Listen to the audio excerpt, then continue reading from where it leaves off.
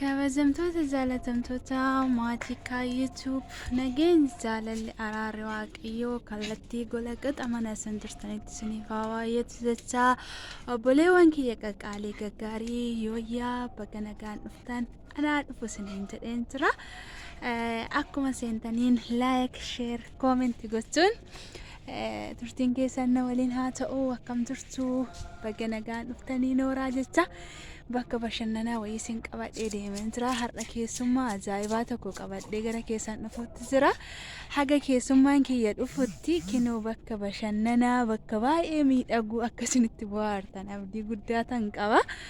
Egaa yeroo hunda kaayyoo nu baattee goodaa keessa deemtaa akkanaan hin jenne yoo itti bohaartu jedheeni. Keessa keessanitti firii ta'aatti faay bittin jettu jedheetanii malee akkuma isiniif jedheen malee bar dadhabeetanii kanan viidiyoo kana waraabu jechuudha. Kanaafiyyuu turtiin keessan na waliin haa ta'u keessummaan kiyya karaatti deemaa jira. Karaa baay'ee dhugaa tabba hedduu bahee simbira dhufutti jira guyyaa har'aa waan ta'eef. Tabba hedduu bahaa jira waan ta'eef egaa turtiin keessummaa kiyya faana akka ta'u abdiin qaba. Haga keessummaan kiyya simbira ga'utti jechuudha osoo hin mufatiin osoo hin mukaa'iin fuula keessan xaragadhaa seeraan dhugaa keessummaan kiyya har'a jechuudha dhugaa lakkolfuuf illee qophaa'aa kan dallantanii jiraattanillee kan guyyaa guutuutti gammachuu qabaattanii waltanillee jechuudha. Kolfa irratti kolfa dabalattuu egaa dhugaa nama baay'ee nama kofalchiisuu fi nama baay'ee dhugaa nama bohaarsu wayii tokko isiniif qabadhee isiniif deemaan jira.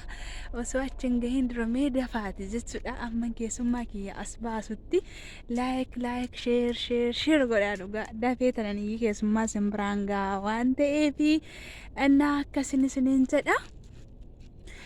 Keessummaan kiyya yaa'u Ameerikaadhaa yeroo dhiyoodhaatti gara Itoophiyaa deemuutti jira. Xiyyaara keessa jira waan ta'eef akkuma xiyyaara seeneeni keessummaan kiyya kuni hojiin isaa maalinni yoo jettani oomisha jechuudha. Egaa biyya Ameerikaa keessa haga turetti wantoota addaatu jira. Biyya ofii dagachuutu jira. Haala jireenyaa wanta garaagaraa dagachuutu jira waan ta'eef namni kun immoo aadaa kiyya kana bakka uumama kiyyaa ka'umsa kiyya baadiyyaa kiyya jedhee wantoota baadiyyaa keessatti oomishamu kana akkuma Ameerikaadhaa bu'een jechuudha. Firaafiroota kana kuduraa fuduraa biqiltoota garaagaraa fudhatee gara biyya isaa deeme yeroo inni oomishuufaa kan isin laaltan kan isin daawwattan ta'a waan ta'eef kallattumaan itoon gara keessummaa kiyyaatti isiniin dabarsin maaltu isinirraa eegamare sin jechuudha. Dursitanii warri sheer gochuu dagattanii jirtan sheer gochuun jechuudha. Keessummaa adda isinii dhufa waan ta'eef jechuudha.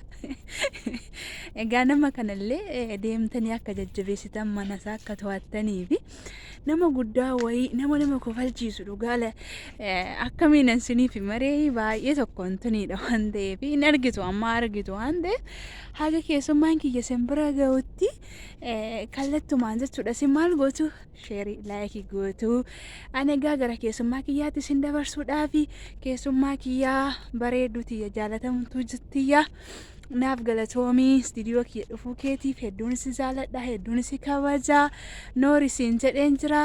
Egaa ijoo keessummaa kiyya kana buna daffisuun keessummeessuun waan inni irraa hojjetu kanarraallee jechuudha waa hedduu barachuu dandeessu. Dhugaa namni kuni yaannee akka kiyyatti fakkeenya nuuf ta'a jechuudha. Nuyi keenya yeroo viidiyoo dalagnu bakka filannaa iddoo filannaa haala hojii filannaa uffannaa filannaa wantoota garaagaraa filanna jechuudha. Namni kaayyoo qabu jechuudha. Kaayyoo isaa milkaa'uudhaa fi dhugaa wanti isa daangessu tokkollee hin jiru jechuudha. Keessummaa kiyya kanarraa waa hedduu barachuus dandeessu dhugaa. Sin bohaarsallee sin kofalchiisallee jechuudha. Keessummaan kiyya kana biraan wantoota garaagaraa akkasiin bohaartan akkasiin boqottan isin barsiisaa jira waan ta'eef kallattumaan gara keessummaa kiyyaatti isin dabarseen jira. Keessummaa kiyya waliin yeroo gaarii qabaadhaa. Baay turtii gaarii gara keessummaa kiyyaatti. Ashama akkam jirtu nagee waaqayyo hunda keessaniifuu lafa jirtanii fi iddoo jirtanitti isin haa baay'atu. Akkam jirtu karaa deemaa jira. Garam deemaa jirtan hoo jettan taate kaayoo yaadadhaa keessa deemaa harka akkanatti baadhattee itti moo maal jettee kenna dura.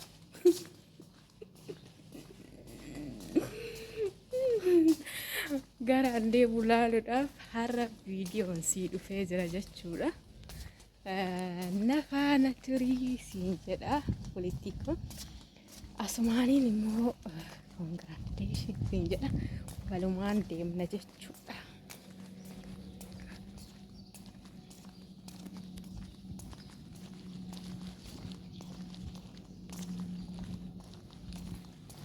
Walumaan deemna jechuudha.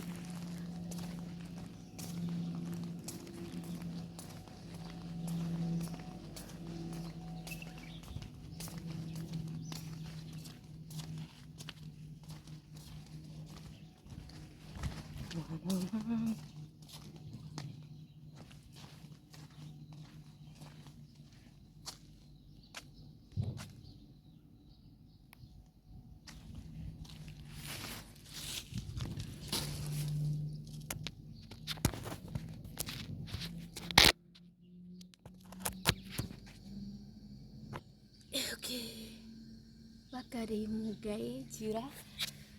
Akkuma argitanii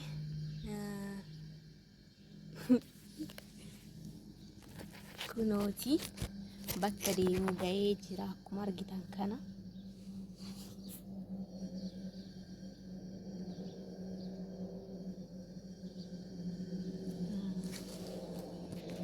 maal fakkaata kuno isa kana. Inni kuni maali? Maal isinitti fakkaate? Inni kuni walumaan ilaalla jechuudha. Inni kun itaakiltiidha. Akkuma argitanii biqiltuudha. Biqiltuudha. Kunoo biqiltuu kana akkuma argitanitti asitti maal godhanii wanni irraa nyaatanii itaakiltii irraa nyaatamee gara alaa yookaan gara xuraa nu alatti gannu kana asti maal godhama hin qoffara jechuudha. Amma wanni hin finne waa kaafaa ka qoffaru hin finne waan ajaa'ibu wanni dikeetti naqamee jira. Inna akkanatti hin qoffora amma qofforee maalifi qabadhe viidiyoo irratti dhufee maal seetanii gizee tokko akkanatti osoo ani wanni feestaala kanaan baadhadheetiin an deemu kaayoon naa bilbilte. Yoo naa bilbiltu maal jette sirriitti fakkaata? Yoo naa bilbiltu maal hojjetaa harkaa maamaraan jiru?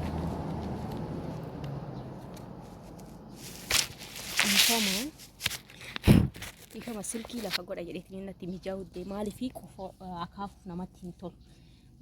Jechuudha akaafaa fidna ina jaawwanni ilaatti qabeetiin amma akkuma argitanii itaakiltii kana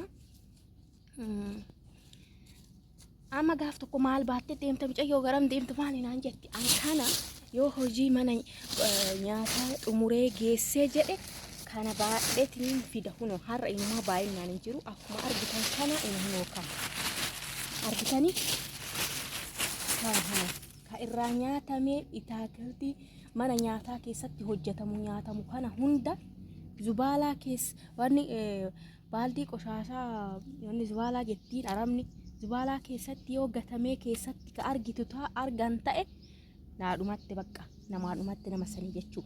Kanaafi akkanatti walitti hin guurama hin fiddaa biqiltuu jalatti fiddee akkatti uffista jechuu. Akkatti biyya itti uffistaa maaliif jedhee akkatti itti uffista jechuudha. Akka nu duraan ani ijoollee baadiyyaa ta'uu kiyya kanumaan nan gammada nan jaalladha jechuudha. Amma asitti ijoolleen duraan hoo isaan yoo mana irratti wanni biqiltuu jalatti gati jedhanii itti kennanii hin gatan. Hin gattu wanni keessatti subaa lama keessatti gatti jechuudha. Dhoysitee jechuudha. Kanaafi amma akkanatti kana jalatti uffisaa akkuma argitan kana biyya itti uffisee jira. Tokkicha kanaa miti kummunuun biqiltuudha naannan kummunuun biqiltuudha. Har'a kana jalatti uffisee jira. Boorsanii akkuma argitan naannoon kummunuun biqiltuudha. Guyyaarra wanni ataakaltiin nyaatama mana kanatti burtukaanni nyaatama hattaan shunkurtii quunciseetiin irraa hojjedhu jechuudha. Hattaan shunkurtii quuncisee hojjedhu zubaalatti hin gatamtu firiin takka jechuudha. Akkana walitti qabamtii walitti qabamaa hin fidaa asirratti uffisa. Egaa kaayoo maal baadhattee garam deemta naan jettee turte kana dura. Kanaafi waan an baadhadhee deemu hattaan zubaalaa keessatti gatamee yoo argame achi keessa wanni gwaanti harkaa uffadhe achi zubaalaa keessaa guure fidee as jalatti uffisa jechuudha. Kanaafi duraan biyya keenyatti dikee jennaan dikee qe'ee horii jennaan dikee qe'ee horii dhoqqeen buufatu jenna. Isa kaniin harraa buna jalatti harraa oorutti maasarratti gannaa'inaa jechuu oorutti harraa buna jalatti qe'eetti gadi harraa jechuudha. Nan beeka ganama dikee qe'ee ooruu kennarraa yoon harruu iddoo holiin bulanirra harra jechuudha. Duraan haraa manaa xarayni akkatti bunaaf gaarii jedha abbaan keenya akkanatti harra jechuudha dikee oorutti. Asitti immoo akkasitti ammallee yoo kana as jalatti biqiltuu jalatti afiitii bareedadha. Biqiltuun hin faaffa'a yeroo inni itti naqamu maaliif kana as jalatti harama yeroo hundaanna biqiltuun hin faaffa'a bareedadha. Amma laala wanni dinnichaan as jalatti naqame ina laala waan as jalatti inas laala waan itti naqamu yoo awwaalame hin biqila laala. Ina kun amma maalinni bakuleen beeytani mixaaxisha bakulee namni tokko hin beeku natti fakkaata mixaaxisha laala. Wanni kun mixaaxisha baqalee jira laala. Mixaaxisha kun yoo maalinni hin beeku wanni fakkaata dubbaa fakkaata dubbaa miti ka wanni nyaattu san beeytani ka aramni nyaattu dubbaa fakkaata garuu dubbaa miti boffeellee fakkaata. Boffee beeytani boffeen biyya kiyya waan jiruuf boffee jedhani boffee yoo beeytan asti dubbaa fakkaata. Maali maqaan isaa yaallaa miti maal jedhaniinsi wanni jedhanii hin beeku garuu maqaan isaa na harkaa badee jira. Inna isa santu biqilee yoo biqiluyyuu dubbaa fakkaata ina laala. La asirratti biqiltuun wanni isaan irraa nyaatanii an fidee asirratti hafe hattaan shunkurtiin kan yeroo baay'inaan dhufe mana keessatti shamu kan haarattee asirratti aftaan qofforta har'a wanni akaafanii hin fidne mukumaan akaafeetiin itti hafe baay'eedhaa miti jechuudha baay'ee miti. Inna akkasiin jedha kaayoo koo mana keessatti qabadheetiin guutuu si agarsiisee jira. Waan nan baadhadhee fakkeenyaaf waan nan amma qabadhee dhufeef gaaf tokko baadhadheetiin deema feestaala kanaan baadhee osoma an deemu ittiin jiru kaayoon naa bilbiltee micayyoo maal baattee deemta garam deemta maal inni kun naan jette. Kanaafi wanni an baadhadhee deemu yoo hojii keessees saafaa hojii yoo xumuree jedhee kana baadhadheetiin deema jechuudha. Kana qabadheetiin deemaa kunoo biqiltuu furdisiisa jedhanii jiranii bareechisaa jettee inumaa bareechisuu alattuuyyuu bareechisuun alattuuyyuu kanaan gannaqu suni ol garagalee biqilee jira jechuudha. Baay'ee tokko namatti tola jechuudha nama hawwata. Kana wanti an baadhadhee deemu siin jedha kaayootu.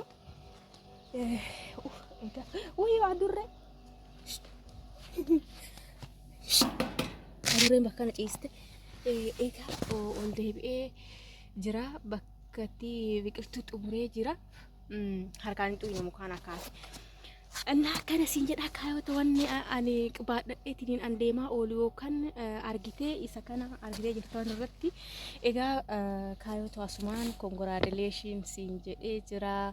Baga gammaddee baga waaqayyo si qarqaaree dadhabbiin hunda keessa darbitee. Egaa akkuma argitanii nu hundi keenyayyuu akka isheetti nama waaqni milkaa'ee iddoo yaade gawaa godhu. Egaa kiroomii jennaan kiroomii keessatti baay'ee tokko ulfaata haalaan namatti ulfaata. Hojiirra taatee sa'a kana guuttachuu jecha wanti hin taane dadhabbiin hin taane tokko illee hin jiru jechuudha. Bakka yoo ilaaltanii mataa kiyyarraa argeet jedhu namuu mataa ofirraa argeetiniin namni biyya ormaa keessa hin jira jedheetiin hin yaadu. Kan itti mijatu kan ittis waan mijatu fakkaata. Hundattuu waan itti tolu itti fakkaatu jechuudha. Hundattuu waan tolu fakkaata. Namni tokko yoo isatti mijate hundaafuu waan isatti mijatu itti fakkaata. Kanaafuu warroonni isinitti mijatee jirtan namni isinitti mijatee jiru hundattuu waan mijatu itti fakkaatin. Innaa kanaaf gadi qabi ilaali. Kiroomii kana keessatti waa hedduu si mudata.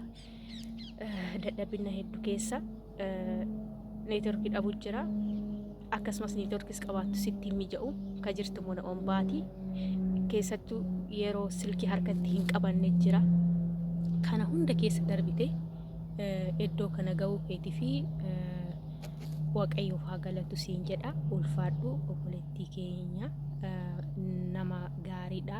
Kaayoon egaa hanga kiroomii kana keessatti waliin ture hunduba keessanii yoo asumarratti hin baradhe maatii kaayoo hundi keessanuu namni haaraa of illee as keessa waan jiru natti fakkaate nam beeyni asumaanis na baruu ni dandeessanii mishaadha.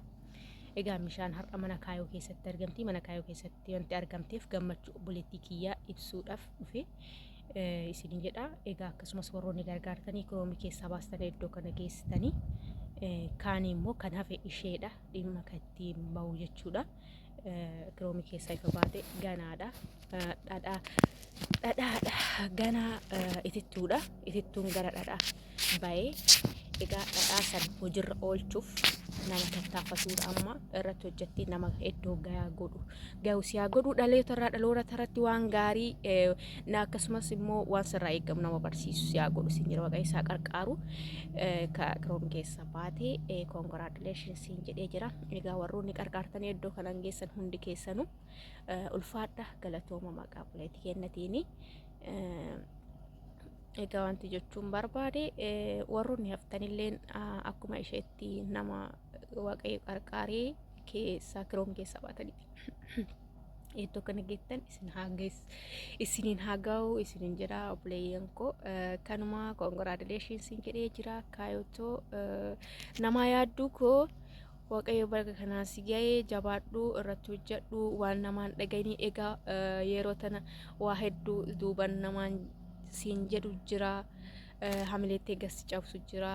Garas dhageeffatu osoo hin taane of dhageeffattee kee qofa taatee dalaguuf irratti yaadi siin jedha. Ta'an immoo abbatutti yaada jedhani. Kanaaf jabaadhu congratulations siin jedhee jira. Kaayoo koo